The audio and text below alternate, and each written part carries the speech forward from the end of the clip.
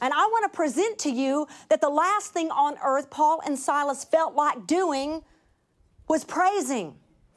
The last thing. I want to remind you, this is not just them being deeply spiritual. This is not because it's what came naturally to them. Their backs are in shreds. They have now been put in stocks which themselves were built for torture. So please understand with me, as if they had not already been through enough, now the way they are placed in the stocks, they're in torturous positions. What I'm going to tell you is this, and it's the same thing you and I are challenged to do. They made a determined decision that in the midst of their horror and in the midst of overwhelming physical pain, they were going to choose to open their mouths and praise. And I want to suggest to you, it would not have been enough for them to just set their minds silently upon it. You know, sometimes you make a choice to praise with your mouth way before your heart is into it. Anybody can relate to what I'm saying? You don't wait until you feel like it. Have you ever been in a church service when that particular morning, maybe you didn't feel like going to church? Maybe you were exhausted. Maybe you're going through a ton in your personal life. But have you ever noticed that the more you'll stand there and engage in worship, the more God will fill you with His Spirit? And the more you feel like it, because the more you do it, the more your heart hears what your mouth is saying.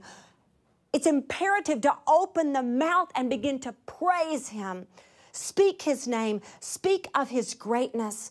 I looked up what that word singing means, and it's a word that from which we get the English word hymn, and by implication it says in Strong's dictionary of the Greek, to celebrate God in song.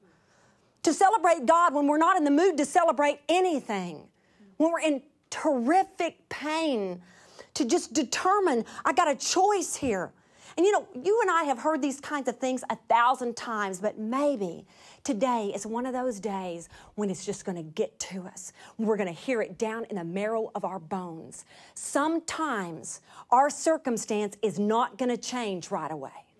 I mean, I'm with you. If I'm in a difficult circumstance, the first thing I'm going to pray is, God, change it. Change it.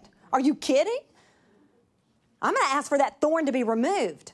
But if my circumstance endures, and certainly if I were sitting in stocks and I thought, well, okay, it appears I'm going to be here a while. Maybe it appears you're going to be in your job a while. Maybe that house you're trying to unload just will not sell. Anybody know what I'm talking about? Maybe you keep trying to get over here, but you can't get done here.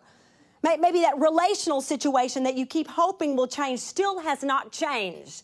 What are you going to do when your circumstances will not change? The only thing you've got left to do is change your attitude. I got to change my attitude in the middle of my circumstance.